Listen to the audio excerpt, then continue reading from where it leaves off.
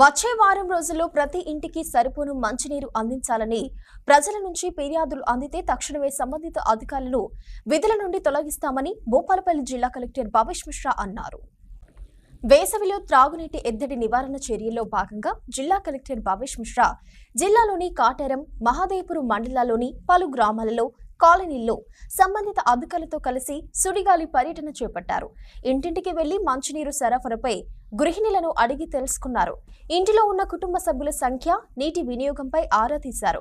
కార్యక్రమంలో నీటి సరఫరా సక్రమంగా అందడం లేదని, అరకొర మంచినీటి సరఫరాతో ఇబ్బంది అవుతుందని కొంతమంది ఫిర్యాదు చేయడంతో జిల్లా కలెక్టర్ స్థానిక తహసీల్దార్ కార్యాలయంలో సంబంధిత ఎంపీడీఓ, ఆర్డబ్ల్యూఎస్, గ్రిడ్ ఏఈఓలు వారం రోజులుగా ఇంటింటి సర్వే నిర్వహించి త్రాగునీరు సమస్య తలెత్తకుండా మండల కేంద్రంలోని ప్రజలకు సరిపోని నీరు అందించాలన్నారు.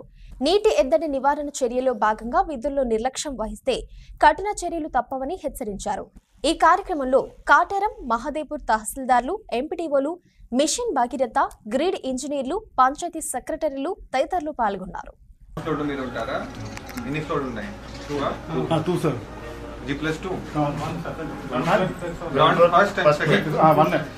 మనీ ఉంది కదా, ఓకే.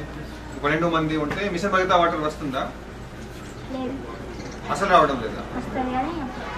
అప్పుడు లాస్ట్ టైం ఎప్పుడు వచ్చింది? నిన్న మార్నింగ్ వచ్చింది. ఎంతసేపు వస్తుంది? అంటే మీకు ఎన్ని డ్రమ్లు వస్తాయి? ఒక డ్రమ్. ఎంతసేపు వస్తుంది వాటర్? 15 నిమిషాలా? ఓకే. ఏ డ్రమ్ నింపుతున్నారు? బ్లూ డ్రమ్మా?